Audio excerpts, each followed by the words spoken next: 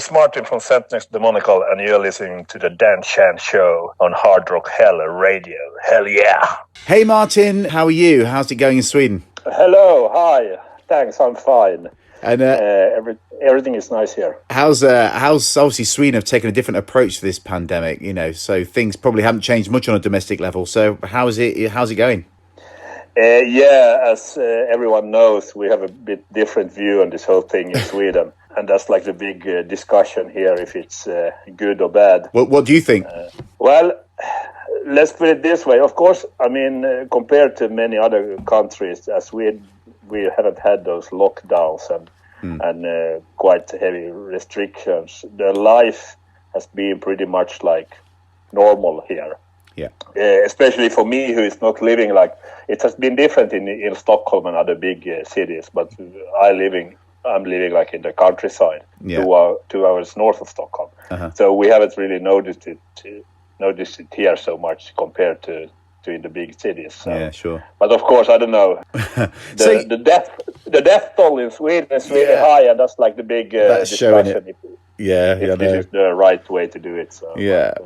Okay, so you guys, Centinex have just released, Death in Pieces on the 22nd of May. How's it going? Is it being received well? I mean, I think it's a fantastic album. It's riff heavy, solid, heavy death metal album, perfect. With that 4 riffs max track rule, brilliant. Yeah, thanks. So far people seem to have liked it. I mean, you have to keep in mind that Centinex today is not what it was back in the 90s or like early 2000 or something. There was a reason why I put the band to rest back in 2006 because of like musical differences and stuff. I think back then Centinex had become something that I wasn't really into it anymore. Were you concerned it was getting a bit too light for you? Yeah. The roots, I mean, when Centinex started, it was all about old school Swedish death metal. And then during all those years, of course, you change a little bit the sound and everything. But then around, 2004, 2006, the music had become like more, I don't know, some kind of At the Gates copy, thrash metal. We had like 2 really good guitarists in the band who were like competing against each other, so the stuff became like too technical and too like advanced. So the whole root or the whole like spirit of the band had disappeared. So it made me like buried the band. Yeah, because go on. Yeah, I just to say that when I then started the band again, I had like really this in mind to keep things simple and not overdo it or do it too complicated or everything. Yeah, we'll come back. I'll come back to the other stuff that you've been doing as well. So go back to the album just out now from Centinex. You wrote the whole album yourself. That's right, isn't it? Yeah, I did, and it has been like that. Oh yeah, all these 3 comeback. All these we released since 2014. I have written like all the music for them. So for this new one, everything was written and ready for like a year ago, even before I got this new lineup. So yeah, and is it true that you like to record the instruments live and as raw as possible? Is that normal for you and Demonical, or is that just for this album? Actually, it was just for this album. I mean, with the previous Centinex albums and also with the Demonical, we usually do it the normal way, how everyone is doing it today, like recording first the drums and then you add the guitars and then the bass on. But for this new Centinex album, we really wanted to try to catch that old early 90s spirit. So we recorded the drums, bass, and the guitar at the same time, like live. Yeah. And then we just added some more guitars and then the vocals. So we tried to really keep it like simple. We only spent 5 days in the studio. I think it works. Recording it. It definitely works. Yeah, it does. Yeah, especially for that kind of death metal, which is like pretty basic and pretty like basic riff oriented death metal. So it's for me, I don't think there's enough bands doing that these days. I think more need to either go back to the roots or need to do that whole like raw 4 riffs per track rule. It's what people want. They want that repetitiveness, Yeah, but I think also it has to do with the thing that nowadays there are so many bands who are like recording. I mean, they are recording their parts at home, and they don't.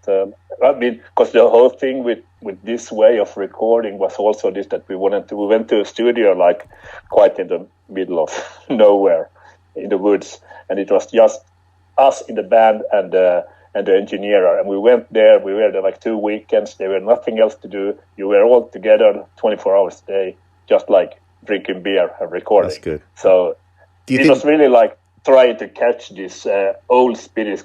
That's the way we did the albums back in the early 90s, and we wanted to find back.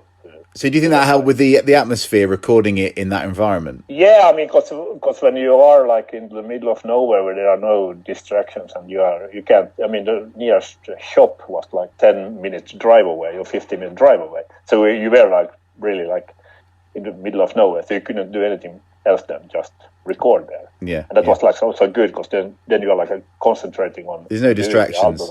Yeah, that's it. So what's the theme of the? Is there a theme of the album? What was the lyrical process behind it? No, there isn't really any deeper meaning or any like theme behind it.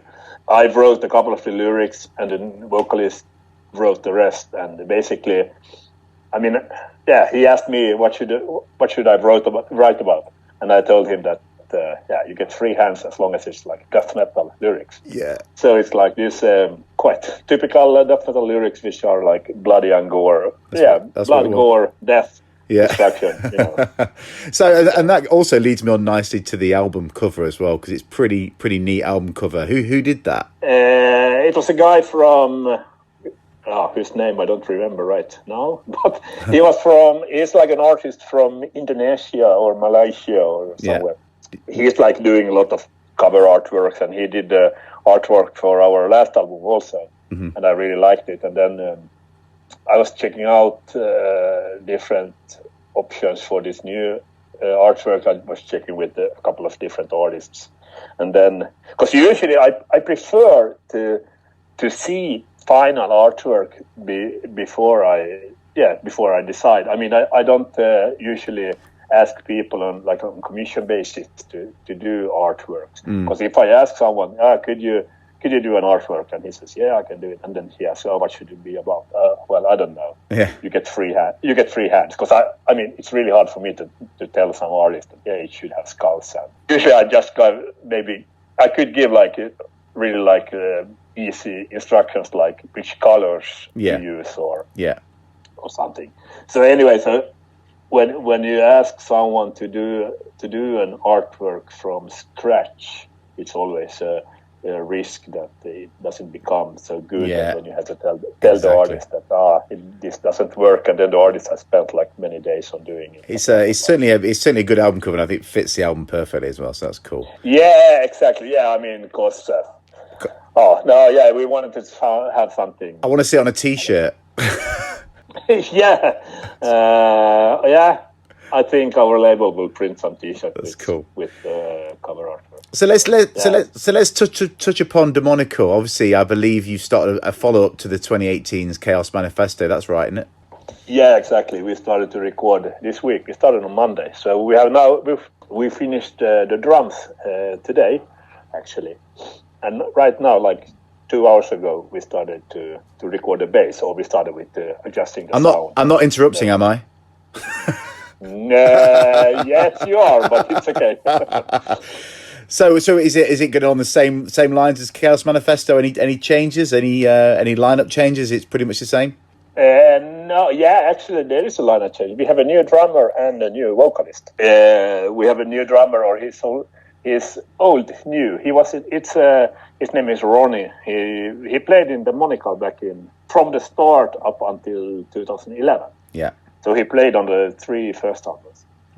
And then we have a new vocalist also now. So, but it's a good lineup, and the new album will be great, of course. So going back to Centinex, did you have gigs planned for this sort of time that got cancelled? Yeah, we had. The whole plan was, because we had a couple of shows now booked in the spring, and then a few summer festivals, and everything with the recording and album release and everything was like a bit planned with these shows in mind, because I mean these shows were booked already like a year ago, and then we decided that okay, if we record the album during January, February, and deliver the master to the record label in March, then it will be out in May in time for all the festivals and stuff. So, but then everything got cut. We were supposed to do some German festivals and some shows in Russia and Slovakia. And, all kind of shit. So there's no danger of the album being delayed to let the pandemic pass, or was it always on schedule? No, we said that let's stay on schedule and release it as it should, and then I mean, because of course, now when you're looking back, of course, if we would have known about this pandemic and all the cancelled shows, we could have like delayed, recorded a bit later or whatever. But it didn't affect the final. I mean, even if we would have recorded it later, it would still have been like the same album. So, but but it's really sad that all these shows got cancelled. But I mean, most of them all the festivals they got postponed to next year, so we are doing it next year. So when do you think we're expecting the new Demonical album? It should be released in October. See, my concern there is, will the two bands clash when gigs are allowed to happen again as schedules come together?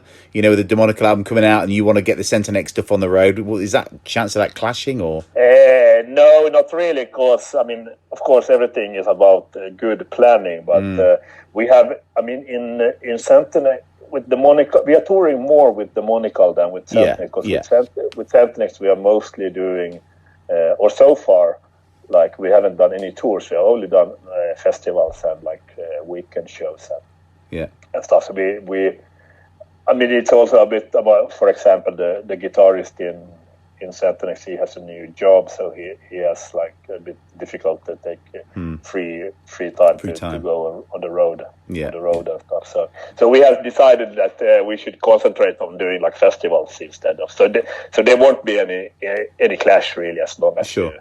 So on a I will also do. I will also of course do a couple of festivals with both bands. Yeah. So we have like one in October festival in Germany, which hopefully will take place. That's cool. It's like Friday, Saturday. It's a busy weekend for you. Yeah, so I'm playing with both. That's cool. So I mean, personally, you know, what are your personal influences? What current Scandinavian bands or international bands are doing it for you right now? Not in the past, but more now. To be honest, none really. Oh, really? Okay. What about? What about the past then? I mean, first of all, I don't listen that much to music really. I mean, I'm not.